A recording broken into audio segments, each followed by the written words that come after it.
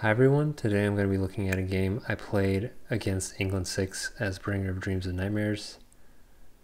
The Spirit strategy is basically just find some major powers that you can get to work and try and destroy as many, or try and generate as much fear as possible before you lose from Blight. Major power I get here is Indomitable Claim, which I think actually works pretty well. Placing the extra presence and having the defend actually does a lot for the Spirit, being able to just accelerate your growth even more to get to, I think, those crucial well, I think the any element is crucial, and then, well, I think the any element is the big one. But you also get another element if you can get 3 moon with your innate. So the moon element's really important, and then the any element is also important. And you're going to be trying to use those 2 elements to get the elemental threshold of the major powers you find. So far so good. The defend helps me deal with his initial sands. The wetlands are ravaging. I go for another major power, but I mean, I don't really think Sweep Into the Sea is that great, but I think I'm just trying to find something that works. So I go for Dread Apparitions and Predatory Nightmares, and these 2 cards together give me the 3rd tier of my innate, and also, well, it gives me everything of my innate. So the 3 fear I think is the most important one. Predatory Nightmares deals 2 damage, which unfortunately doesn't do anything really against England.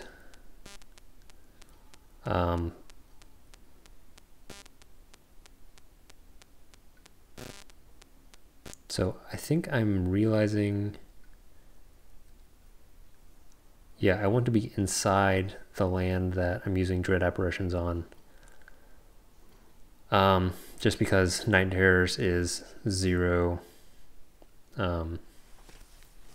range.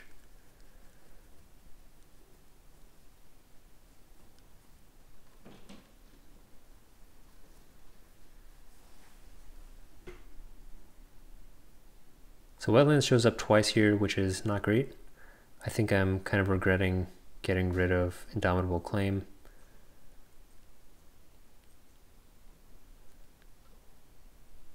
But I think I did need to kind of pivot away from Indomitable Claim at some point. So here I'm kind of looking at, so Instruments of Their Own Ruin needs 4 sun, and you really want to get something that doesn't need like 4 elements, because you're kind of stuck with 2 card plays. Plus, I mean, you get two elements, so like there's that 1 fear card that needs 4 moon. But you only get you get 1 any element, and then you get 1 element of something that you already have.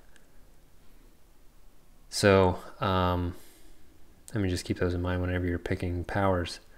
But Pendulum Calamity actually works pretty well. It's relatively inefficient, and you could see, or not inefficient, it's really relatively inexpensive. And you can see that it gives you moon and animal. And so with the any element and your innate, you can pretty easily get up to getting the 3 card plays, or the tier 3 of your innate. So you're generating 3 fear pretty consistently. And And what I'd like to do here is find something with fire. I end up going for Power Storm. And Power Storm lets me repeat Pent-Up Calamity. I don't think I was really thinking about this when I took it. But I think it was like the best of the major powers. But this combination of Power Storm and Pent-Up Calamity actually ends up working out really well. Because I think Pent-Up Calamity needs fire and moon, maybe? Let me see what it needs. Yeah, moon and fire. And Power Storm repeating Pent-Up Calamity means that I could place 4 tokens into a land and then repeat it to remove those 4 tokens. So I can deal 12 damage here consistently with 6 energy, which is actually pretty crazy when you think about it. Plus, it gives me all of the animal from Pent-Up Calamity lets me generate an extra 3 fear with my innate. So this combination of cards is actually like exactly what I need, and that's it just so happens that I end up winning this game with this combo. I think there's a game I might have won using Manifest Incarnation. I think I've tried to win with Cast Down into the Briny Deep, but you can't really repeat it. Like, I found it pretty hard to get back up to 9 energy consistently. You might have to pair it with like something else. But I found that Cast Down into Briny Deep isn't great. And then so for this event, I don't want to get rid of Power Storm. It's my only sun, because this combination is great. So I just do ignore contact here.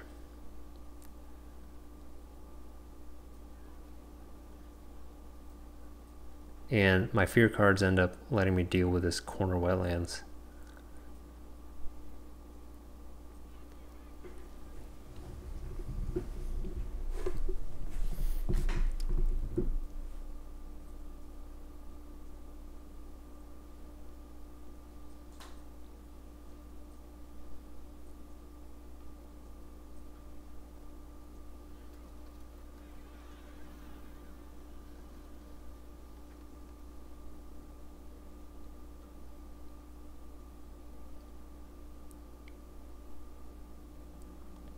All right, so wetlands are building and then ravaging. I have 4 blight left. I think I'm just looking for, well, honestly, like Pent-Up Calamity and Power Storm, I think is what I'm just going to go with.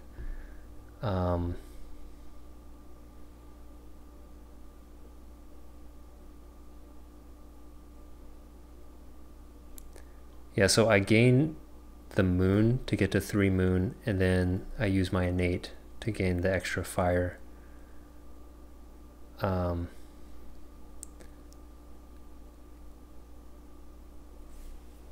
Yeah,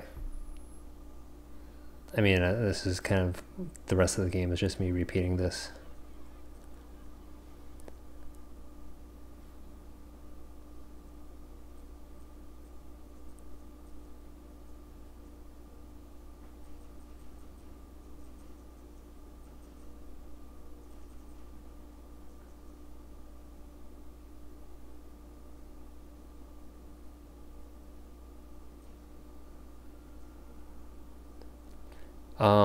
I think well, because wetlands are building, and I can return to, well, I think I was debating whether to go back and add the strife, like destroy the towns or push the towns in order to push all of them out of the wetlands, because then I could return the strife to the cities and it'd be empty. But I end up getting a fear card.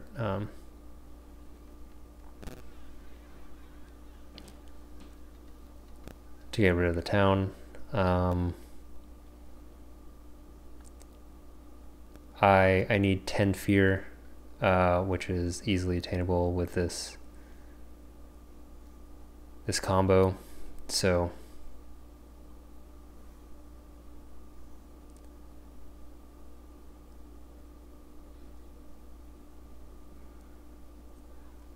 yeah, just add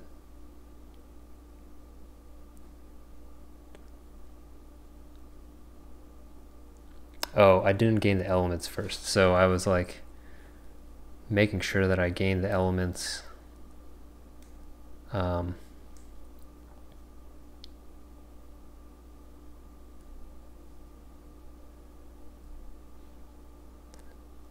before I used it. So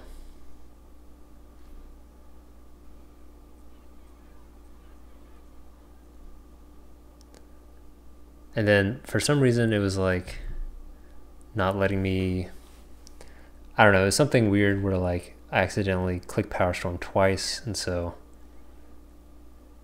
yeah, I just undid everything to make sure that I could do this combination that I've been doing.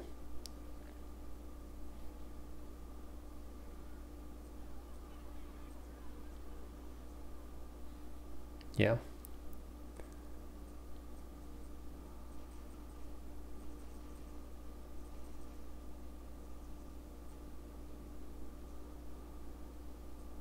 All right. Well, thanks for watching.